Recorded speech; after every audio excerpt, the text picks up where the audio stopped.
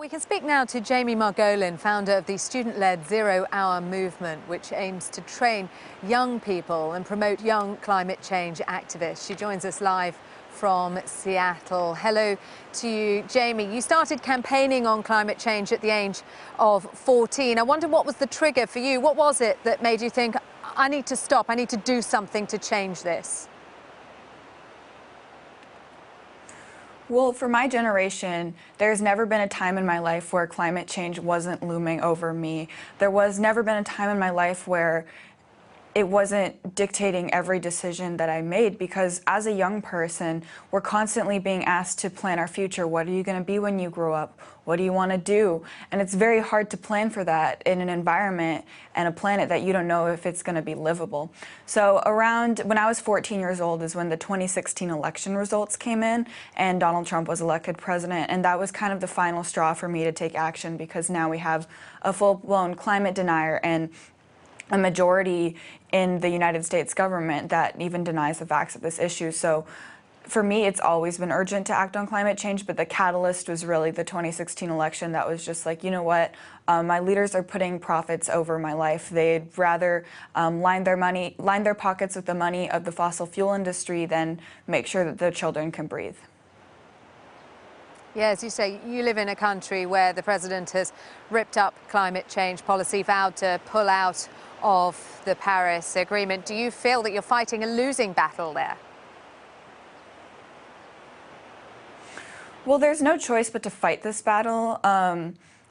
It's as if there's a ticking time bomb that needs to be stopped, and there's not a very high chance of us stopping it, but we have to stop it, or at least try, because otherwise it's going to blow up in our faces and destroy everything. And so for me, it's not a matter of, you can't really weigh the odds too much when you're fighting for survival. You just have to fight for your generation's survival. I don't really have anything to plan for, to live for, if the earth that I'm living on cannot sustain civilization as we know it today. And right now, maybe the president and the highest offices are denying climate change, but there's so much grassroots work being done. Like with my organization at Zero Hour, there are so many young people taking action.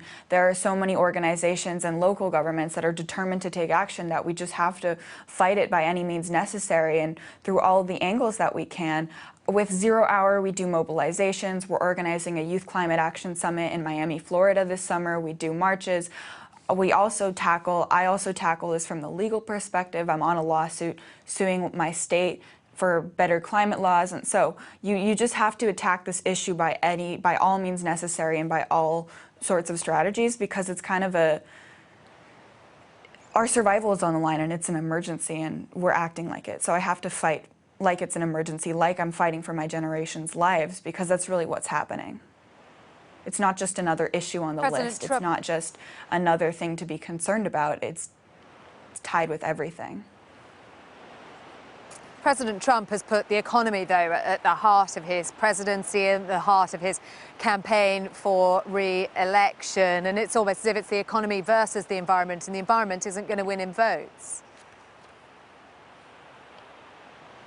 Well, that's false, because first of all, how are you going to have a functioning economy in an unlivable planet with, if you just think of it in business, which is, it's bad business to destroy life on Earth. How are you going to have business if you have catastrophic climate disasters, if you have all of the terrible effects of climate change, the uncertainty, the instability, the violence that comes out of plunging resources? It's just simply bad business. Plus, it's proven that renewable energy is a much more profitable market, and it's coming up to be a lot cheaper than fossil fuels. And it doesn't make sense to say that we should sacrifice all life on Earth for the temporary wealth of businesses because they don't want to change. First of all, not only is that cruel and inhumane, but it's just not true. It's not a choice between the environment or business.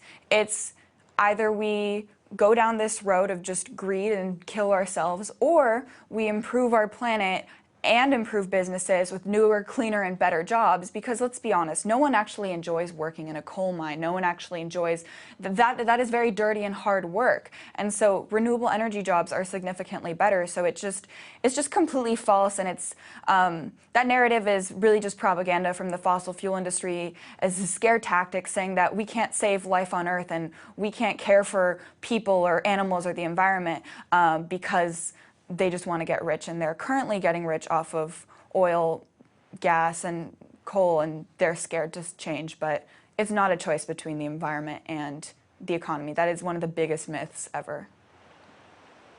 Jamie, before we go, I just want to ask you about the situation in Oregon, where Republican senators have walked out of a debate on the climate bill and looking to limit carbon emissions by 2050. What does that tell us about the state of debate?